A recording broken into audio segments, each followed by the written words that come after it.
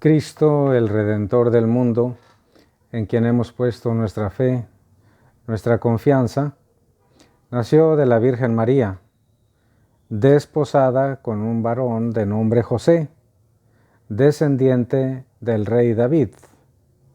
Escuchemos el relato del Santo Evangelio según San Mateo, capítulo 1, versos 18 al 24. Cristo vino al mundo de la siguiente manera. Estando María, su madre, desposada con José, y antes de que vivieran juntos, sucedió que ella, por obra del Espíritu Santo, estaba esperando un hijo. José, su esposo, que era un hombre justo, no queriendo ponerla en evidencia, pensó dejarla en secreto. Mientras pensaba en estas cosas, un ángel del Señor le dijo en sueños: José, hijo de David, no dudes en recibir en tu casa a María, tu esposa, porque ella ha concebido por obra del Espíritu Santo. Dará a luz un hijo, y tú le pondrás el nombre de Jesús, porque él salvará a su pueblo de sus pecados. Todo esto sucedió para que se cumpliera lo que había dicho el Señor por boca del profeta Isaías. He aquí que la Virgen concebirá y dará a luz un hijo, a quien pondrán el nombre de Emmanuel, que quiere decir Dios con nosotros. Cuando José despertó de aquel sueño, hizo lo que le había mandado el ángel del Señor y recibió a su esposa. Palabra del Señor. Gloria a ti, Señor Jesús. Es San Mateo, hermanos, quien nos indica cómo vino Cristo a este mundo. Y habla de los desposorios establecidos entre San José y la Virgen María. Para esto es conveniente que tengamos en cuenta que el matrimonio israelita tenía dos partes o dos momentos. El primero eran los esponsales, que sería cuando se toma la responsabilidad, se acepta el matrimonio. Es como en nuestro país cuando formalmente se va a pedir la novia. Pero en Israel, cuando una persona estaba ya desposada, es decir, había pasado el primer momento de la celebración del matrimonio, llamados los esponsales o kiddushim, ya era considerado él el esposo, ya era considerada ella esposa, pero seguían viviendo cada uno en su casa, hasta que se daba el segundo paso, que era cuando la mujer entraba formalmente en la casa de su marido. Este momento se llamaba el Nisuim. Pues sucedió que estando entonces desposados San José y la Virgen María, pero sin que vivieran juntos, como bien apunta San Mateo, sucedió que ella, por obra del Espíritu Santo, estaba esperando un hijo. Cuando San José se dio cuenta de ello, sin duda que eso le dolió en el corazón. Le dolió mucho que su esposa, aunque todavía no la recibía formalmente en la casa, ya era considerada su esposa, que su esposa fuera a tener un hijo y no precisamente suyo. Entonces, en estas circunstancias, era considerado un adulterio grave y también castigado gravemente. Pero San José, que era un hombre justo, un hombre noble, de buenos sentimientos, estaba considerando dejarla en secreto. Y mientras pensaba en estas cosas, he aquí que un ángel del Señor en sueños le dijo: Hijo de David, José, no dudes, no temas, recibe en tu casa a María, es decir, da el segundo paso del matrimonio, recíbela formalmente en tu casa, porque ella ha concebido por obra del Espíritu Santo.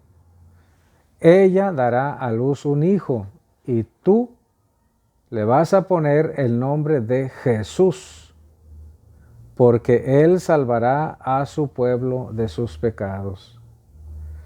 Con estas palabras, hermanos, el ángel le está dando a San José autoridad sobre el niño Jesús, porque eso indica, tú le pondrás, tú lo vas a hacer, como corresponde o como le correspondía en aquel entonces al padre determinar, por la autoridad que tiene, el nombre de cada uno de sus hijos. Él salvará a su pueblo de sus pecados. Y añade San Mateo, todo esto sucedió para que se cumpliera lo que el profeta Isaías había ya predicho en el capítulo 7, verso 14, esta profecía tan hermosa.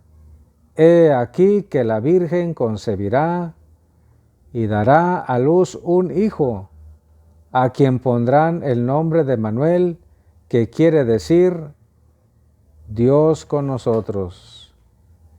Esta profecía de Isaías 7:14, que nunca se nos olvide la cita, habla de la Virgen, no de una virgen, de la Virgen, es decir, de una mujer en especial, no una del montón, una virgen, la Virgen, una mujer especialísima. Ella concebirá y dará a luz un hijo, a quien pondrán el nombre de Emmanuel. Claramente, hermanos, si se trata de una profecía y de una concepción milagrosa, es precisamente porque la Virgen, manteniendo su virginidad, quiere decir, va a concebir, es decir, sin participación de ningún varón. Un hijo tendrá y le pondrán el nombre de Emmanuel, que quiere decir Dios con nosotros. Ahora bien, podríamos preguntarnos, ¿por qué el ángel le dice que le va a poner por nombre Jesús? Y luego San Mateo añade que es cumpliendo la profecía de Isaías, a quien le llamarán Emmanuel.